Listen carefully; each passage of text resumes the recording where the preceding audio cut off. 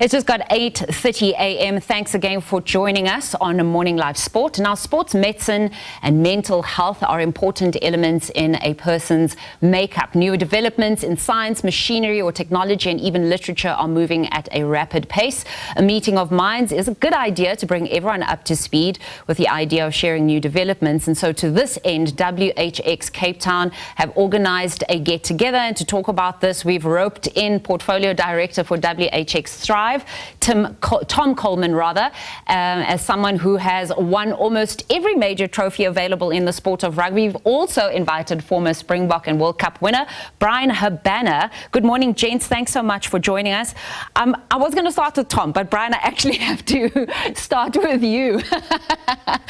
I mean, you've made the transition from being on the field to doing so much behind the scenes in the sports marketing space, in assisting athletes as well. What drew you to get involved in WHX Thrive? Yeah, good morning. Firstly, Cape Town is rated by Time Out magazine's best city in the world. You know, what a phenomenal place to be hosting with incredible infrastructure. We know what a world-class facility the ICC is.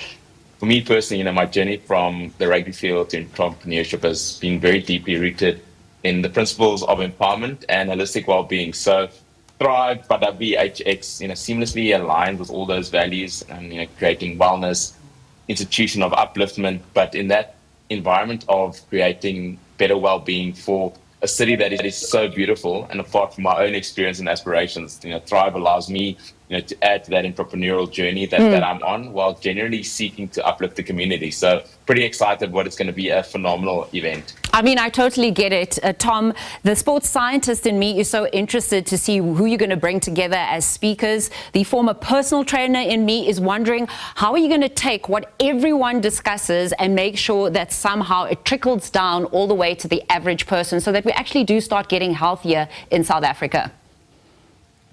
Yeah, I think the biggest key is really, as you said, is bringing those ambassadors and key minds together. And that's where, some of the topics that we're covering in the wellness, sports and fitness sector. And we'll make sure that this is the kind of ecosystem for Africa. But also, I think, for South Africa and also for the continent, we want to attract as many, key-minded people as possible. How are you selecting speakers and contributors?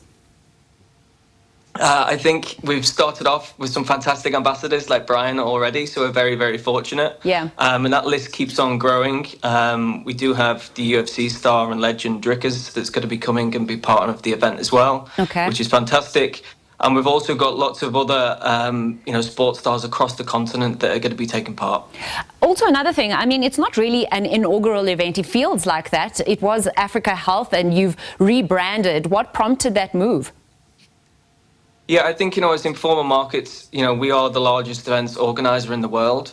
And healthcare, we have a huge footprint across the whole of Africa. We have, events in East, West, and our main event is Africa Health, which is the largest in the continent. And over the last few years, we've kind of been really approached to move into the fitness and wellness space.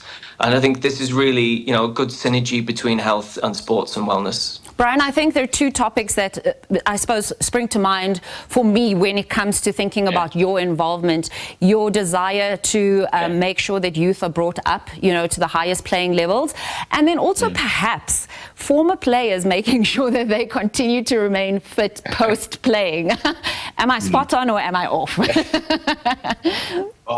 the latter part of your question, you are spot on. I unfortunately probably haven't remained fit, so I think this Thrive by WHX is a great opportunity to get back. If you look at someone like Stefan de Blanche, who is probably in the peak shape of his condition. I know. He transitioned from professional sports to everyday life.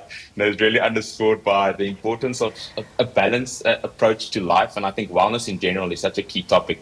My wife is also a sports scientist, so her just getting me out of bed in the morning saying, like, your professional rugby career was great, but you've got to live until you're 120, which I think is important. And for this conference by Thrive, the comprehensive focus on the physical health aspect, the mental wellness, stability, as well as that sort of financial element, mirrors, I think, a very multifaceted support structure that so many people need. We know how big that need is, particularly in a country like South Africa that has just such a big underserved community. And hopefully, the topics that are going to be discussed, the ability to inform so many more people. Tom talked about ambassadors. We've got Renee Naylor, who's a double World Cup winning Springbok physiotherapist that's got some phenomenal intake from a global sporting perspective. And those are just some of the key people that are being involved, which I think is going to bring this holistic wellness understanding and experiential opportunity to hopefully not just Cape Town, the whole of South Africa, and hopefully even further abroad in terms of the African continent. Yeah, Tom, my final question to you, I think that's an important point that Bryan brought through, is the holistic wellness. There are a number of activations taking place. Give us a sense of what people will be experiencing throughout the event, not just from the talks, but the physical activations that will be taking place. Yeah, so one of our biggest partners for the event is actually Hyrox. So they're obviously a world phenomenon at the moment and got a huge following. So over the 3 days of the event, we'll be doing a kind of smaller version of the Hyrox activities, but that will bring together some of the fantastic athletes like Bryan also to take part in some of those activities, and also bring in some of the public and the fitness enthusiasts to take part. I believe I've been roped in to do that Hyrox event there, actually. The Hyrox team asked me to participate, so I'll see you guys there. Bryan, my final question to you. I can't have you on the show with asking you a rugby-related question, but I think, if you compare the 2007 champions and team compared to this Stronger Together team today with Rassie and Sia and just the changes that have taken place, I mean, having been involved in SA Rugby and looking at the leadership, what are your thoughts on how they've actually been able to imbue the Stronger Together, not just in the squad, but also in South Africa in general? What was the key ingredient there? Yeah, I think firstly, collaboration has always been a key driver. And I think when Rassie came in, South African rugby was at a very dire stage of its history. Yeah. And, Rassie made some really hard decisions early on. Appointing Sia Khaleesi as the first Black African to captain the country back in 2018 was a really momentous moment. And I think for me, 2019 was without a doubt probably our proudest moment as a country.